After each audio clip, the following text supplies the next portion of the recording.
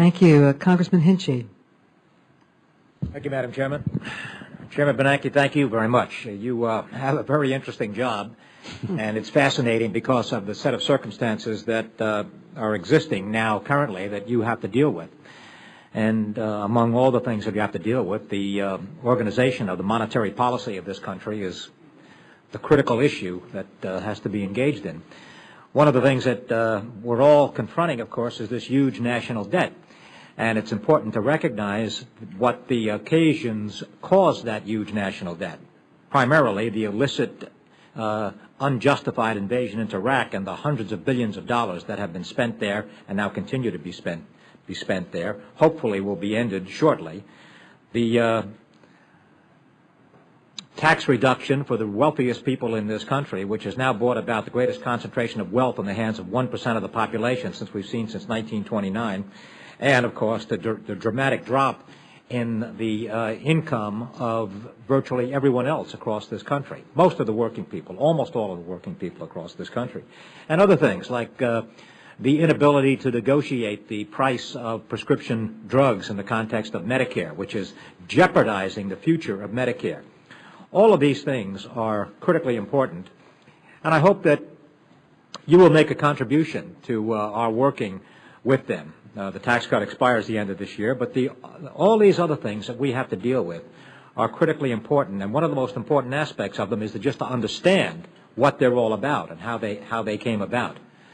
The engagement of investment in commercial banks now continues, in spite of the fact that the economy now is beginning to get a little bit better. There are ways in which this is being attempted to be addressed. One of the ways it's being attempted to be addressed is in the context of the financial reform bill of Chairman Dodd. And one of the things that he's trying to do is to introduce the elements of the Volcker rule to deal essentially with what happened with the elimination of the Glass-Steagall Act, the interaction of commercial and investment banks. Now, that aspect of his legislation is not solid by any means. There's a study that's going on, apparently, that's going to make a determination as to whether or not the provisions of the Volcker Rule, which are only partly effective in the context of dealing with the commercial and investment bank interaction, interrelationship, interinvestments, manipulation of investments, all of those things. So what do you expect will come out of that study with regard to the inclusion of the Volcker Rule? And if it comes out positively with the inclusion of that in the Dodd bill, how effective is it going to be? Well, first, I think we all agree that we don't want to have banks or investment banks taking speculative positions with the U.S. safety net behind it. So clearly we have to draw that line. I think inevitably what the study will find is that drawing a sharp line is not easy because there are various activities such as hedging other positions or making markets that involve perhaps temporary proprietary holdings and so on. So it may not be quite as easy to say this is proprietary, this is not, and so we'll need to have a set of rules or criteria that helps us distinguish, you know, which is applicable under the Volcker Rule and which is not. And I think that's going to be the big challenge. So we'll have to see what the results are.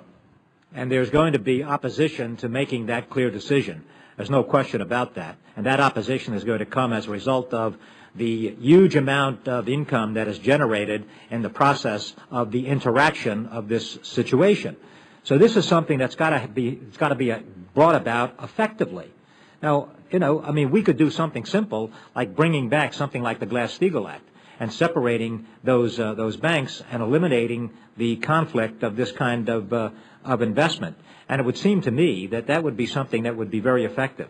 Back in 1933, when that was put into place, it had a very effective situation on the context of the Great Depression. But there is a great resistance now to doing that, and that resistance is coming from a handful of people who are effectively engaged in this kind of manipulation of investment.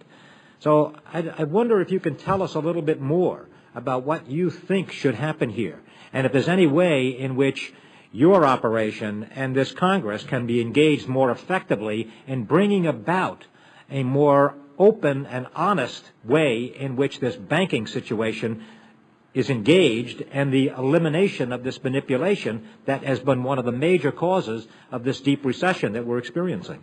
Certainly.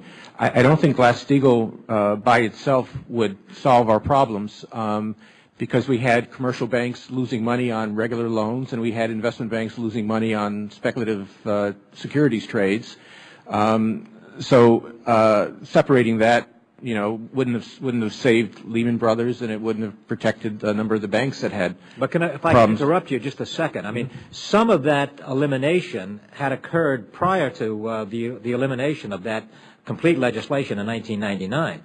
There were interactions in the Glass-Steagall Act. There were interventions in it. There were some manipulation of it, all of which brought about some of the declines. But I don't think it's just the separation. I'm trying to say I think we do need to take important steps. They would include, for example, stronger capital requirements to make sure that the institutions who are taking risks are bearing those risks themselves. It would include making sure that every large financial firm has a strong consolidated supervisor. We don't have the gaps that we had where some kinds of firms were able to sort of sneak by without being overseen. And I think it's also very important to have this resolution regime that allows us to wind up a failing firm, which means basically that the creditors and the shareholders would bear the costs, and that creates another set of incentives to keep banks and other financial firms away from excessively risky investments. So I think there are a bunch of things we can do. I don't think Glass-Steagall by itself would solve this complex problem.